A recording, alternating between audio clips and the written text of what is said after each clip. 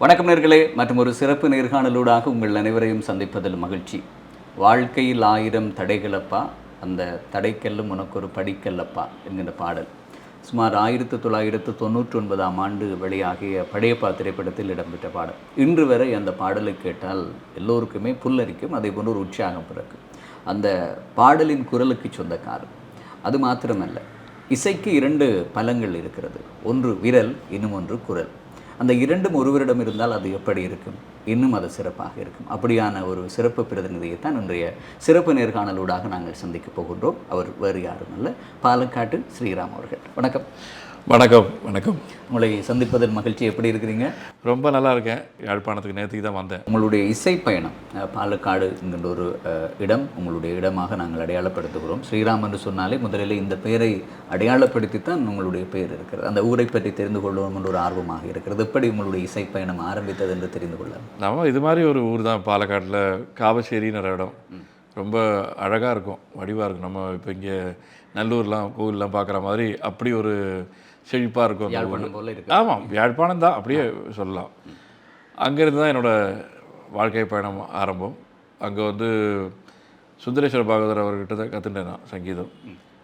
அங்கேருந்து எங்கள் அம்மாட்டையும் சுந்தரேஸ்வர பாகவர்கிட்டையும் மாறி மாறி கற்றுட்டு, அப்புறம் அங்கே கவர்மெண்ட் காலேஜ் சித்தூர் பாலக்காடு பக்கத்தில் தான் இருக்குது. அந்த ஊரில் masters degree in music Calicut university தான் பண்ணேன்.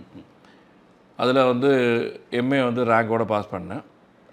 அதுக்கப்புறம் அங்கேருந்து சென்னை வந்து மேல் படிப்புக்கு வந்து சென்னையில் ப்ரொஃபஸர் டிஆர் சுப்பிரமணியம் சார், அப்புறம் டாக்டர் என் ரமணி சார் அவர்கிட்ட புல்லாங்குழல் எல்லாம் கற்றுக்கிறதுக்காக வந்தேன் சென்னையில்.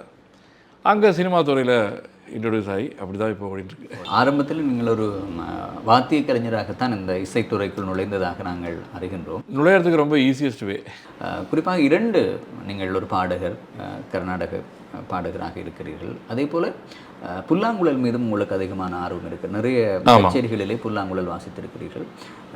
அது எப்படி 2ஐயும் எப்படி உங்களுக்கு? அது எனக்கு நான் வந்து ஹார்மோனி வாசிப்பேன் வீட்டில் சின்ன வயசுலேயே. கொஞ்சம் கொஞ்சம் மிருதங்கம் வாசிப்பேன், தபலா வாசிப்பேன்.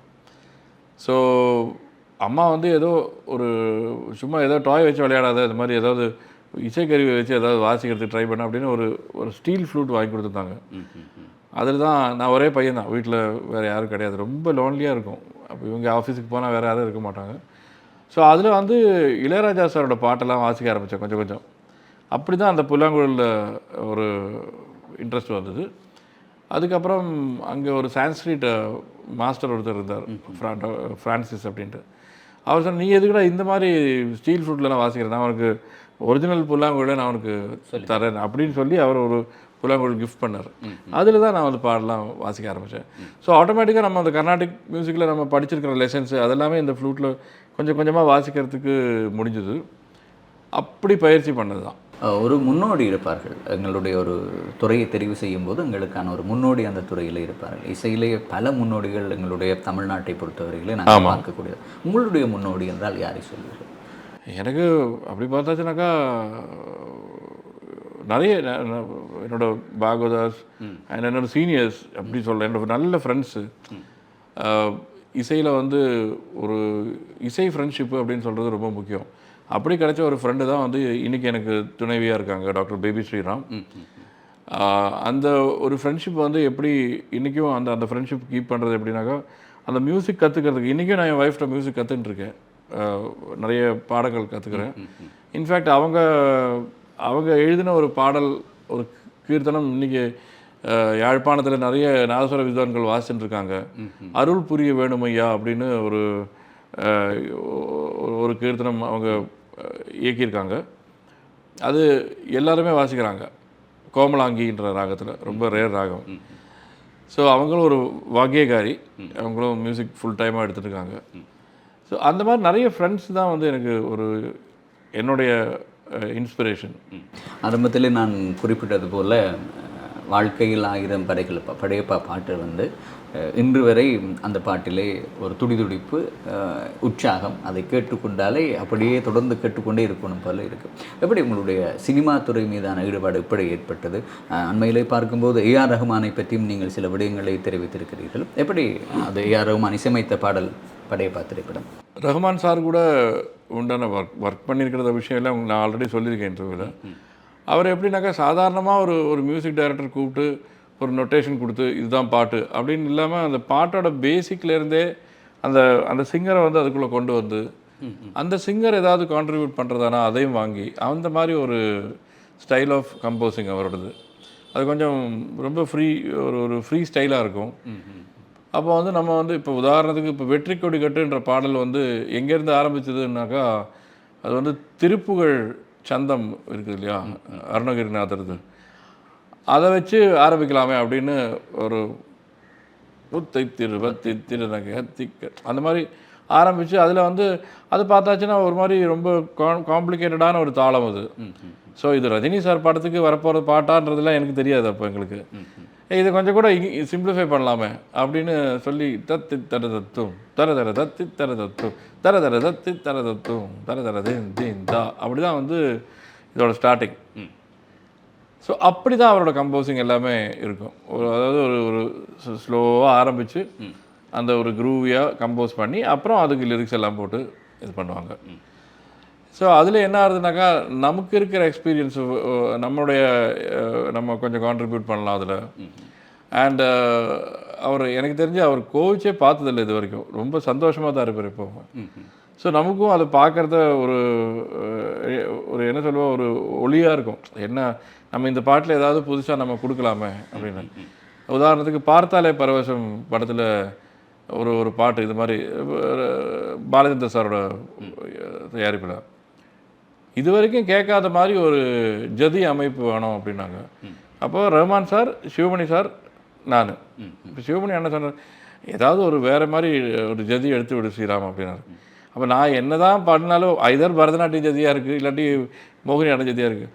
அப்புறம் தான் நான் யோசித்தேன், சின்ன வயசில் வந்து இந்த ஊரில் திருவிழாவுக்கு செண்டை பஞ்சவாத்தியம் வேணா இருக்கும்ல, அதுக்கு நாங்கள் சின்ன பசங்க வந்து ஏதோ சொல்லி விளையாடுவோம். அந்த மாதிரி ஏதோ ஒன்று வச்சு பண்ணுதான் ஜில்லம்படவம் அந்த பாட்டு லவ் செக் வித்தியாசமாக அது வித்தியாசமாக இருந்தது. அது ரொம்ப இதுதான் வேணும் அப்படின்னாரு. ஸோ இந்த மாதிரி நிறைய பாடல்கள், நிறைய அனுபவங்கள், அது மாதிரி அவரோட டெக்னிக்கல் நாலேஜ், என்ன கேட்டாலும் பதில் வரும். நம்ம ஏதாவது டவுட்டு கேட்டோன்னா ஒரு ஏர்லி மார்னிங் கேட்டால் கூட அதுக்கு வந்து ஒரு இமெயில் டக்குன்னு அவர் இமெயில் பண்ணிவிடுவார். அது இப்படி பண்ணலாம், இப்படி பண்ணால் நல்லா சரியாக இருக்கும் அப்படின்னு. ஸோ அதில் அவரோட கைடன்ஸ் வந்து எனக்கு வாழ்நாள் உள்ள கிடைக்கிறதுன்றது வந்து பெரிய கடவுளோட ஒரு அனுகிரகம். ஏனைய இசையமைப்பாளர்களை விட ரஹ்மான் அவர்களோடு சேர்ந்து பணியாற்றுவது அது ஒரு வித்தியாசம். சேர்ந்து பணியாற்றுனது ஏன்னா நமக்கு மற்றவங்களை விடன்றது இல்லை. ஏன்னா மற்றவங்களை விட நிறைய வேலை அவர் கூட பண்ணியிருக்கேன் நான். சந்தர்ப்பம் அவரோட கிடையாது. ஆமாம். சரி, உங்களுடைய நேர்களுக்காக இந்த வெற்றி கொடிக்கட்டில் இருந்து ஒரு சரணத்தில் ஒரு வரிகள். இன்னொரு உயிரை கொன்று பூசிப்பவன் மிருகமடா, இன்னொரு உயிரை கொன்று ரசிப்பவன் நரக்கனடா, யாருக்கும் தீங்கின்றி வாழ்பவன் மனிதன், ஊருக்கே வாழ்ந்து உழைப்பவன் புனிதன், நேற்று வரைக்கும்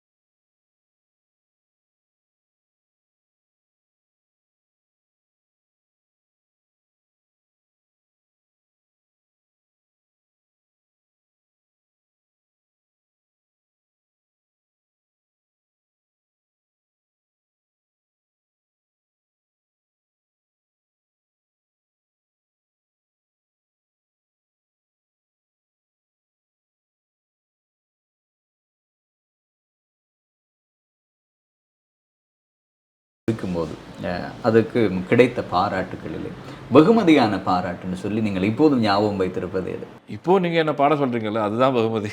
மக்கள் கொடுக்குறாங்க. ஆமாம். ஏன்னா எப்போவுமே ஒரு பாட்டுன்றது வந்து அது நம்மளோட வாய்ஸால் வெளியானதுன்றது ஒன்று. அது அன்றைக்கி வெளியாகிடுது. ஆனாலும் இன்றைக்கும் அது நீங்கள் கூப்பிட்டு கேட்கும்போது அதை அதை பாடுறதுக்கு உண்டான ஒரு எனர்ஜி எனக்கு வரதே, அதுதான் பெரிய ஒரு அனுகிரகம். ஏன்னா நம்ம வந்து ஒரு சாங்கை பற்றி மணிக்கணக்குக்கு பேசலாம், ஆனால் அந்த சாங் திருப்பியும் பாடுறது தான் கஷ்டம். நான் தான் அது 26 ஆண்டுகள் தாண்டியும் அது இப்போதும் கேட்பது போல ஒரு உற்சாகத்தில் இருக்குது. அதுதான் எனக்கு கிடைத்த இன்னும் ஒரு வெற்றியாக நாங்கள். ஏன்னா நம்ம உடம்பில் இருக்கிற அந்த தெம்பு, அந்த வோக்கல் கண்ட்ரோல், இது எல்லாமே வந்து வயதாக அதுக்கெல்லாம் தேய்மானம் வரும். ஆனாலும் அது தேய்மானம் வராமல் இருக்குன்ற மாதிரி காமிச்சிக்கிறதுக்கு உண்டான மெயின்டெனன்ஸ் நம்ம பண்ணிட்டு இருக்கணும். அதுக்கெல்லாம் வந்து எங்களுக்கு ஒரு பெரிய ஆசான்கிறது வந்து டாக்டர் கேஜே யேசுதாஸ் சார் தான். அவர் தான் சொல்லுவார், எது இருந்தாலும் உடம்பு பத்திரமா பார்த்துக்கணும் அப்படின்னுவார். எங்களுக்கு நமக்கு ஒரு பெரிய ஒரு ஜோதிர்லிங்கம் மாதிரி அவர் அந்த விஷயத்தில். ஸோ எப்போ கூப்பிட்டாலும் பாடுறது தயாராக இருக்கணும் அப்படின்னு சொல்லுவார். எங்களை அதற்கு ஏற்ற மாதிரி ஆரோக்கியமாக நல்லா எனக்கு சொல்லுவார், உடம்பு குறைச்சிக்கோ நல்லா அப்படின்னாரு. அது மட்டும்தான் முடியறதில்லை, பட் அட்லீஸ்ட் உங்களுக்கு அதிகமான உங்களுடைய பாட்டுகள் உச்சஸ்தாயில் இருக்கு. ஆமாம், கூட இருக்கு. அது எப்படி? அது வந்து எப்படின்னாக்கா, இப்போ நம்ம சினிமாவில் நீங்கள் பார்த்தீங்கன்னா ஒவ்வொருத்தருக்கும் ஒரு இடம் கொடுக்கும். சிலவங்களுக்கு வந்து கணீர் குரல், அது எந்த பாட்டு ஹிட் ஆகுறது அதுதான் அவரோட தலைவரையே. அந்த மாதிரி பாட்டு வந்தால் அவரை கூப்பிடலாம் அப்படின்னு ஒரு எண்ணம் வரும். இப்போ உதாரணத்துக்கு திருப்பாச்சி அருவாளை தீட்டுக்கிட்டு வாடா வாடா, அது ஒரு ஹை பிச்சு அப்படின்றனா உடனே வந்து வெற்றி கொடி கேட்டு ரொம்ப ஹை பிச்சு, சரி அவரை கூப்பிடலாம் அப்படின்னு. ஸோ இது அடையாளமாக இருக்கும். அது நிறைய பேர், அப்போ சார் நீங்கள் வேறு எந்த ஸ்டைல் பாடலையான்னு கேட்பாங்க. வேறு எந்த ஸ்டைல் வந்தாலும் பாடுறேன் சார், ஆனால் இந்த மாதிரி பாட்டுக்கு கூப்பிட்றாங்கல்ல, ஒரு சீட்டு எப்போவுமே உண்டு. அது எங்களுக்கான யூனிக். அதனால அப்படி ஒரு சின்ன சீட்டு வந்து நமக்கு அந்த ஷிப்பில் கிடச்சிருக்குன்றது பெரிய ஒரு சந்தோஷம். சம்டைம் என்ன ஆகுனாக்கா, நமக்கு வந்து இப்போ மெலடி சாங்ஸ் நிறைய, இப்போ ஜான்சன் மாஸ்டர் இதெல்லாம் மலையாளத்தில் நிறைய நல்ல மெலடி சாங்லாம் பாட ஒரு பாக்கியம் கிடச்சிது. அது மாதிரி சரத் சார் இது ஒரு 2-3 சாங்கு. ஸோ இதிலெல்லாம் என்ன ஆகுதுனாக்கா, நம்ம வெரைட்டி சாங்கு நம்மளால் பாட முடியும். ஆனால் அது பாடுறோம்னாக்கா அந்த மாதிரி சாங் வரணும், நமக்கு வந்தால் நம்ம அது பாடி சக்ஸஸ் பண்ண வேண்டியதுதான். படையப்பாவுக்கு பிறகு மீண்டும் ரகுமானுடைய இசையில வந்து தோம் கருவில் இருந்தோம் ஸ்டார் படத்தில் அந்த பாட்டு சங்கர் மகாதன் அவர்கள் பாடியிருப்பார். ஆமாம், ஆனால் உங்களுடைய குரலும் அந்த பாட்டிலே உள்ளிருக்கப்படும். ஆமாம், இன்ஃபேக்ட் என்னோட குரலும் என்னோட ஒய்ஃபோட குரலும் இருந்தது. ஏன்னா அந்த பாட்டில் தான் ஆக்சுவலாக என்னோட ஒய்ஃப் பாட கூப்பிட்டு அப்புறம் என்ன கூப்பிட்றாங்க. அப்படி தான் அது சீரீஸ் வந்து அந்த பீரியட் கொஞ்சம் மாறுறதுனா கூட அதுதான் first recorded song. And Rahman sir ஸ்டுடியோவில் வந்து இந்த பாட்டு யார் பாட போகிறாங்க அதெல்லாம் தெரியாது, எல்லாம் நிறைய பேர் பாடுவாங்க. கடைசியில் வந்து இப்போ மின்சார கண்ணா சாங் வந்து நீங்கள் எடுத்திங்கன்னாக்கா, அதில் ஹரிஹரன் சார் பாடியிருக்காரு ஃபுல்லாக, ஸ்ரீனிவாஸ் அண்ணா பாடியிருக்காரு, நானும் ஃபுல் சாங் பாடியிருக்கேன், நித்யஸ்ரீயும் பாடியிருக்காங்க. ஸோ அப்போ பார்த்தீங்கன்னாக்கா அதில் அந்த 4 பேரோட வாய்ஸையும் ஈக்குவலாக அதை பங்கீடு பண்ணியிருக்காரு அதில். ஸோ அதுதான் அதோட பியூட்டி. 4 பேர் ஒரே இதில் ஒரே அந்த கேரக்டருக்கு என்ன தேவையோ. இப்போ என்ன அதில் வந்து ரம்யா மேமோட கேரக்டர் வந்து கொஞ்சம் டாமினேட்டிங் கேரக்டர் அதில். ஸோ அதுக்கு நித்யாக்காவோட வாய்ஸ் வந்து அப்படி அமைஞ்சிருந்தது. அந்த இடத்துல வந்து ரஜினி சார் வந்து கொஞ்சம் பணிவாக தான் இருந்தார். ஸோ அதுக்கு ஸ்ரீனி அண்ணாவோட அந்த சாஃப்ட் வாய்ஸ் வந்து கரெக்டாக இருந்தது. ஆனால் அந்த ஜதி சொல்லும்போது ரஜினி சார் வந்து திருப்பியும் எனர்ஜெட்டிக்காக வர்றாரு, அங்கே என்னோடய வாய்ஸ் போட்டாங்க. ஹரிஹரன் சார் வந்து அந்த ஹம்மிங்குள்ளே ஃபுல்லாக அவரோட வாய்ஸ் இருந்தது. ஸோ அது மாதிரி இப்போ படத்தில் வந்து நம்ம அந்த சாங் எப்படி இருக்கணுன்றது இந்த final decision should be come from music director. எங்களுக்கு இப்போது ஒரு ஆசையாக இருக்கிறது, ஆர்வமாக அந்த ஜதி ஸ்டார் படத்தில் இருக்கும் ஜதியும் கூட இந்த படையப்பானுடைய மின்சார கண்ணா இருக்கிற ஜதிங்கிறது வந்து அது ஒரு மியூசிக்கல் மேத்தமேட்டிக்கல் காம்பினேஷன். இப்போ நம்ம வந்து கணக்கு கற்றுக்கிற மாதிரி தான், அது மிருதங்கத்துக்கெல்லாம் கணக்கு கற்றுக்குவாங்க. அது மாதிரி ஒவ்வொரு வோக்கலிஸ்ட்டுக்கும் தெரிஞ்சிருக்கணும் என்ன பாடுறோம், அதோட நம்பர் என்னதுன்னு தெரிஞ்சிருக்கணும். அதுக்கு தான் அந்த சங்கீதம் கற்றுக்கும் போது அதுக்குண்டான இந்த தில்லானா அப்படின்லாம் சொல்லுவோம்ல, அந்த மாதிரி ஃபார்ம்லேருந்து வர்றது தான் தில்லானா. ஸோ அது இப்போ மிருதங்கக்காரன்ற ஒரு லெவலில் வந்து நான் கொஞ்சம் கற்றுட்டு இருந்தேன். அதில் ஒரு ஆர்வமும் உண்டு எனக்கு சின்ன வயதுலேருந்து. ஸோ அதை எப்படி இப்போ ஒரு பாட்டுக்கு இப்போ டான்ஸுக்கெல்லாம் வந்து நம்ம ஜதி கம்போஸ் பண்ணணும் அந்த மாதிரிலாம் வரும் இல்லையா. அப்போது அதில் வந்து நிறைய ரொம்ப சாதாரணமாக வருது அந்த தொம் தக்கிட்ட தக்கிட்ட தக்கதும் தக்கிட்ட தக்கிட்ட தக்கதும் மிருதங்கத்தோடு தக்கிட்ட தக்கிட்ட தக்கதும் தடுக்கிட்ட தக்கதும் தடுக்கிட்ட தக்க தக்கிட்ட தக்கதும் தத் இது இருக்கும். தக்கிட்ட தக்கிட்ட தக்கதும் தின்ன ததிக்கிட்ட தக்கதும் ததிக்கிட்ட தக்கதும் ததிக்கிட்ட தக்கதும் தக்கிட்டதும் தக்கிட்டதும் திம் தக்கிட்டதும் திம் தக்கிட்டதும்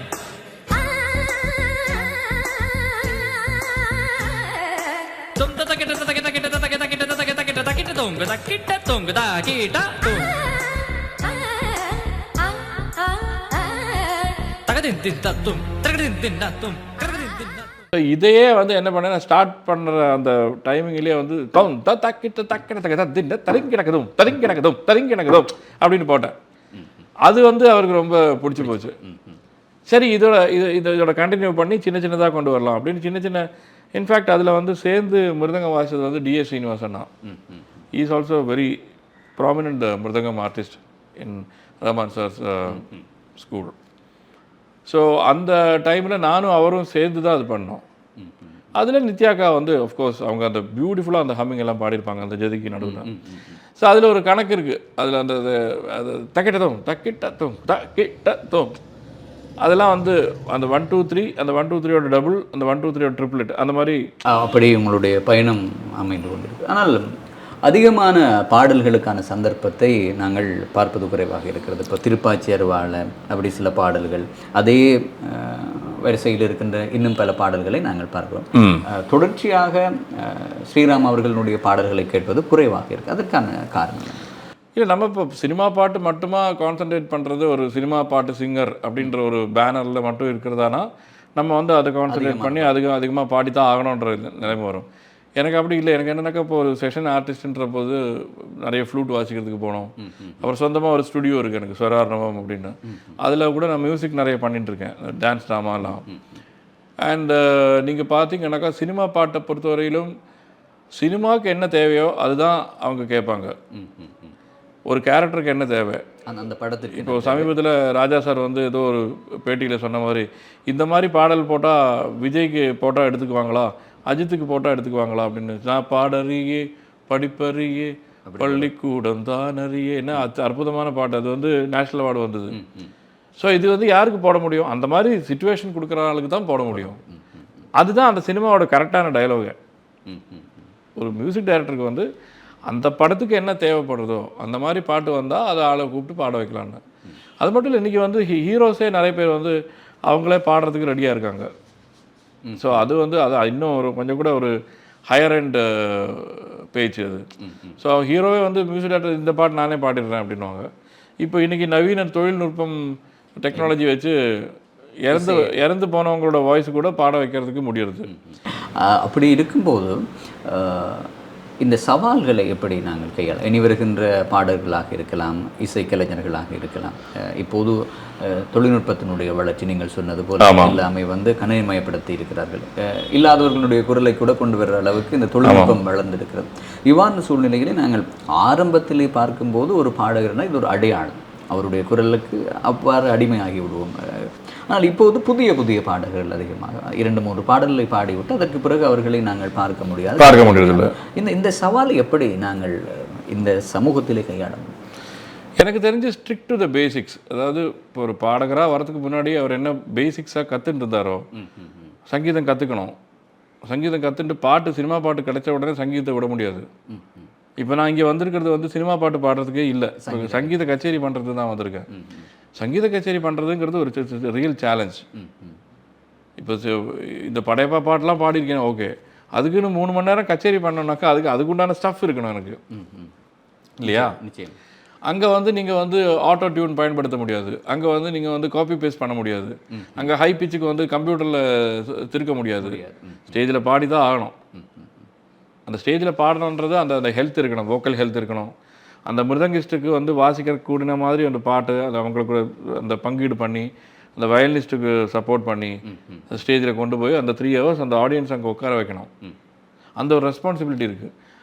அது இதர் கர்நாடிக் இல்லாட்டி ஹிந்துஸ்தானி ஏதாவது ஒரு கிளாசிக்கல் மியூசிக் வந்து ஒரு சிங்கர் கற்றுன்றானாக்கா அவருக்கு வந்து பிரச்சனையே இல்லை. அப்படி தான் என்னுடைய ஒரு ஹம்பிள் ஒப்பீனியன். இது சினிமா பாட்டே டிபெண்ட் பண்ணிட்டு ஏதாவது ஒரு டிவி ஷோவில் கொஞ்சம் 1-2 டிவி ஷோவில் வின் பண்ணியாச்சுனாக்கா அதை வச்சே லைஃப்பை ஓட்டலாங்கிற ஒரு சிந்தனை வந்து தப்பு. சரி, உங்களுடைய பாட்டு நான் இப்போது அடையாளப்படுத்திய ஒரு சில பாடல்கள் வைரமுத்து அவர்களுடைய வரிகளெல்லாம் இருந்திருக்கிறது. அது வெற்றி கொடிகட்டாக இருக்கலாம், திருப்பாச்சி அறிவார் அவருடைய அந்த நீங்கள் பாடிய அந்த பாடல்கள்லாம் அவருடைய அந்த வரிகளுக்கு ஏற்றபடி, உங்களுக்கு ஏற்றபடி அதை எழுதியது போல சில இடங்களில் பார்க்கக்கூடியதாக இருக்கும். அப்படி வெற்றி கொடிகட்டு பாடலாக இருக்கலாம், திருப்பாச்சி அருவாள், அந்த அதில் உயர்ந்து அந்த ஒரு விஷயம். அதே வைரமுத்து, அதுக்கு காரணம் அதோட ஃபுல் கிரெடிட்டும் வந்து வைரமுத்து சாருக்கும் ரஹ்மான் சாருக்கும் தான். ஏன்னா அந்த பாட்டு நான் பாடும்போது இவங்க 2 பேரும் அங்கே இருக்காங்க. அதுவும் ஒரு பெரிய பாக்கியம். எல்லாருக்கும் அது கிடைக்குமான்னு தெரியல. ஏன்னா இன்றைக்கி வந்து லிரிக்ஸ் ரைட்டரும் மியூசிக் டைரக்டரும் அந்த பாடுற இடத்துல தற்சமயத்தில் இருக்கிறது ரொம்ப ரேர். இல்லாட்டி ஏதாவது இந்த காணொலி வழியாவோ சின்னதாக ஒரு விண்டோ வழியாவோ வந்து சரி அந்த இடத்துல அப்படி பாடுன்னு சொல்லுவாங்க. நேரடியாக வந்து அந்த ரெக்கார்டிங் இடத்துல இருக்கிறது ரொம்ப அவர் எழுதிய வார்த்தைகள் சரியாக உச்சரிப்பு சரியாக இருக்கிறதா என்று ஒரு ஆர்வமாக இருப்பார். அவர் அந்த நிறைய நேர்காணலிலே அதை சொல்லி இருக்கிறார். அவ்வாறு உங்களிடம் அவர் அது மட்டும் இல்லை. இப்போ பாஷையிலேயே நான் வந்து இப்போது பிறவியில் நான் ஒரு தமிழன்னா கூட நான் பிறந்தது எல்லாமே பாலக்காடு, மலையாளம் தான் நான் படித்தது. ஸோ திடீர்னு மெட்ராஸுக்கு வந்து எம்ஏ முடித்ததுக்கப்புறம் தான் நான் மெட்ராஸுக்கு வந்திருக்கேன். அப்போ அந்த தமிழில் இருக்கிற அது தமிழ் ஊரில் இருக்கிற தமிழ் லாங்குவேஜ் வேறு மாதிரி, மதுரையில் இருக்கிற தமிழ் வேறு மாதிரி, இங்கே வேறு மாதிரி இருக்கும், மெட்ராஸ் தமிழ் ஒன்று. ஸோ நம்ம இப்போ நான் உரைய விட்டு வாழெடுத்தா ரத்த ருசி காட்டி வைக்கும் பழக்கம் எங்கள் குல வழக்கம் தான் அப்படின்னு வரும். அந்த உரைய விட்டு வாழெடுத்தா உரைய விட்டுன்னு பாடினா அந்த மலையாளியாக இருக்கும் தெரியும். ஸோ அதுக்கு அந்த லிரிக்ஸ் ரைட்டர் அங்கே இருந்தால் தான் கரெக்டாக இருக்கும். நான் கொஞ்சம் மறைச்சி தான் எழுதுவேன், ஏன்னா எனக்கு தமிழ் எழுத படிக்கிறதுக்கு கஷ்டம். அதான் நான் அவர்கிட்ட அப்புறம் என்ன மறைச்சி எழுதுனே, இல்லை சார் நான் மலையாளத்தில் தான் எழுதுகிறேன். இன்னுமா இங்கே வந்து இவ்வளோ ஒரு பிரபலமாக இருந்து தமிழ் கற்றுக்கலையா? சார் தமிழ் கற்றுனேன் சார், ஆனால் எழுதுறதுக்கு கொஞ்சம் கஷ்டமாக இருக்குது, மலையாளத்தில் எல்லா லெட்டரும் இருக்குது. சரி அடுத்த வாட்டி நான் பார்க்குறது நீங்கள் தமிழில் எழுதணும் அப்படின்னாரு. ஸோ அந்த மாதிரி உற்சாகப்படுத்துவார். அதுதான் இந்த நிறைய நீங்கள் அந்த கர்நாடக இசை கச்சேரிகளுக்கு சென்றது வழமை. அது புலம்பெயர் நாட்டில் கூட இருக்கலாம். நான் சில இடங்களிலே உங்களுடைய காணொலியை பார்த்துருக்கிறேன். இப்போது எங்களுடைய மண்ணுக்கு, யாழ் மண்ணுக்கு வருகிறீர்கள். எப்படி இருக்கிறது அந்த கச்சேரி? அந்த ஒரு நாட்டிலிருந்து இன்னொரு நாட்டுக்கு சென்று எங்களுடைய உறவுகளுக்காக வந்து இந்த கச்சேரிக்கு நீங்கள் முகம் கொடுப்பேன். எனக்கு வந்து யாழ்ப்பாணம்னாக்கா எனக்கு ஏதோ என்னோடய சொந்த வீட்டுக்கு போன மாதிரி தான் இருக்கும். ஏன்னா இங்கே நிறைய தமிழ் நாசுர வித்வான்கள் எனக்கு ரொம்ப க்ளோஸ் ஃப்ரெண்ட்ஸாக இருக்காங்க. திரு பாலமுருகன் அவர்கள், திரு குமரன் அவர்கள், எல்லோரும் எனக்கு வந்து ஓன் பிரதர்ஸ் அப்படின்னு சொல்லலாம். அவங்க கூட நிறைய நிகழ்ச்சி, நான் அவங்க வீட்டுக்கே நிறைய நிகழ்ச்சிக்கு வந்திருக்கேன். அண்ட் அது மட்டும் இல்லை, எனக்கு அந்த மியூசிக் மேத்தமேட்டிக்ஸ் இந்த தவில் நாசுர பைத்தியம், நான் அப்படியே சொல்லலாம். அந்த பைத்தியங்கிற வார்த்தையை யூஸ் பண்ணலாம். தவில், அது பியானோ, புல்லாங்குழல், இவ்வாறு பல இசைக்கருவிகள் நீங்கள் இல்லை, அது தவில்னாலே யாழ்ப்பாணம் தவில், தட்சிணாமூர்த்தி தாத்தா அவெல்லாம் நமக்கு ரொம்ப ஞாபகம் வரும். அண்ட் வழுவூர் ஃபேமிலி, இவங்களெல்லாம், அதாவது அந்த இசை குடும்பன்ற ஒரு நெருக்கமான ஒரு தொடர்பு யாழ்ப்பாணத்தோடு இருக்குது. ஸோ அதில் வந்து இங்கே வந்தாச்சுனாக்கா, இப்போ நேற்றுக்கு இவ்வளோ டயர்டாக இங்கே வந்ததுக்கப்புறம் கூட நாங்கள் குமரன் வீட்டுக்கு போய் கொஞ்சம் நேரம் பாடி, குமரனோட சன் கூட கொஞ்சம் நேரம் ராகங்கள்லாம் பாடி, அவர் நல்லா ராசுரம் வாசிக்கிறாரு. ஸோ அந்த மாதிரி ஒரு இசை நெருக்கம் இருக்கு. அதுதான் நம்மளை இந்த ஊருக்கு வான்னு வர வைக்கிறது. அதே போல் இந்த ஊரிலிருந்து புலம்பெயர் நாட்டில் இருப்பவர்களுடைய தொடர்புகள் ஆமாம் அவசியம். நம்ம டாக்டர் நவநீதன் சார் இதோட தலைவர் எல்லாரும் எனக்கு லண்டன்லேருந்து தெரியும். அது மட்டும் இல்லை, இங்கே இந்த ஊரில் இருக்கிற மிஸ்டர் கஜபதி அவருக்கு ஒரு கஜன்ஸ் ஃப்ரீ பேர்ட்ஸ் ஆர்கெஸ்ட்ரா இருக்குது. நான் இங்கே இது சீரணியம்மன் கோவிலில் 2-3 நிகழ்ச்சிக்கு வந்திருக்கேன். அது வந்து லைட் மியூசிக், அந்த சினிமா பாடல்கள் நேரடியாக லைவாக. கஜனும் எனக்கு ரொம்ப நெருங்கின ஒரு பிரதர். அப்படி ஒரு தொடர்பு இருக்குது இந்த ஊரா. அது மட்டும் இல்லை, வழக்கமாக சொல்லுவோம், அந்த யாழ்ப்பாணம் தமிழும் கேரளா மலையாளமும் வந்து ஒரு இணைந்து இருக்குன்னுவாங்க. அது மாதிரி எங்கள் உணவும் ரொம்ப பிடிக்கும். ஸோ இங்கே வரும்போதெல்லாம் எனக்கு அந்த ஒரு ஹாப்பினஸ் இருக்குது கண்டிப்பாக. இங்கே இருக்கிற இவ்வாறான இசைக்கலைஞர்கள், பாடகர்களுக்கு ஒரு கவலை இல்லாவிட்டால் தங்களுக்கான ஒரு சந்தர்ப்பம் கிடைக்கவில்லை என்ற ஒரு ஏக்கம் இருக்கிறது. உங்கள் போன்ற பாடகர்கள் இங்கு வந்து உலக நாடுகளுக்கு சென்று பாடுவது போல் இங்கிருக்கின்ற பாடகர்கள் வந்து உலக நாடுகளுக்கு செல்வது மிக மிக குறைவாக இருக்கிறது. அதிலும் சந்தர்ப்பம் தமிழகத்தில் இருக்கின்ற தொலைக்காட்சிகளிலே பாடி முன்னணியில் வருகிறார்கள். அவ்வாறு விரல் விட்டு எண்ணக்கூடிய சிலர் தான் இருக்கிறார்கள். அவர்களும் உங்களைப் போல ஜொலிக்க வேண்டும் என்று சொல்லி சொன்னால் என்ன செய்ய வேண்டும்? நிறைய பேர் ஜொலிச்சுட்டு இருக்காங்க, அவங்கள இவங்க பார்க்கறது இல்லை. இப்போ நான் சொன்ன பாலமுருகனும் குமரனும் எல்லாம் வந்து நிறைய ஊர்களில் வந்து கச்சேரி ஓஹோன்னு பண்ணுறாங்க. சினிமா பாட்டு மட்டுமா டார்கெட் பண்ணால் இது நடக்காது. சினிமா பாட்டை டார்கெட் பண்ணியாச்சுனாக்கா சேனல்காரன் என்ன சொல்கிறானோ அதுதான் அங்கே கேட்பாங்க. இவங்களுக்கு ரியலான பாராட்டான்னு கேட்டால் இப்போ நான் நிறைய இப்போ சேனல் ஷோஸ் ஜட்ஜ் பண்ணியிருக்கேன். இது இப்போ என்ன ஆகுதுனாக்கா இப்போ கனடாவிலேருந்து ஒரு நபரை கூப்பிட்டாங்கன்னா அந்த கனடா ஆடியன்ஸுக்காக இவங்களை வந்து இத்தனை ரவுண்டு கொண்டு உட்கார வைக்கணும் அப்படிங்கிற மாதிரிலாம் நடக்கிறது. அது வந்து நம்மளால் ஏற்றுக்க முடியாது.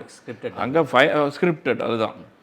அது வந்து வெளியில் உலகத்துக்கு தெரியாத மாதிரி ஏதோ மெயின்டைன் பண்ணாலும் இப்போ என்ன மாதிரி ஒருத்தர் வந்து ஜட்ஜ் பண்ணுறத அந்த குழந்தை அங்கே கொஞ்சம் தப்பாக பாடுதுன்னு அந்த தப்பாக பாடுதுன்னு சொல்லி தான் ஆகணும்னா அதை கரெக்ட் பண்ணால் தான் அடுத்த ரவுண்டுக்கு அது போக முடியும். இப்போ சினிமா பாட்டு மட்டும்தான் ஒரு லைஃப்பில் ஒரு பெரிய விஷயம் அப்படின்னு நினைக்கிறது தப்பு. வேறு மியூசிக்கு நிறைய மியூசிக் இருக்கு, ஏன் வர முடியாது? துறையை தெரிவு செய்யணும். அதை இப்போ கற்பகவல்லினின் பொற்பதங்கள் அந்த பாட்டு வந்து இங்கே இருந்த ஒரு பெரிய வித்வான் தானே பண்ணியிருக்கார், வீரமணி அவர்கள். ஸோ அவர் பாட்டு உலகம் எங்குமே ஜொலிக்கிறது. இப்போ ஏன் அப்போ வெளியில் போகாது?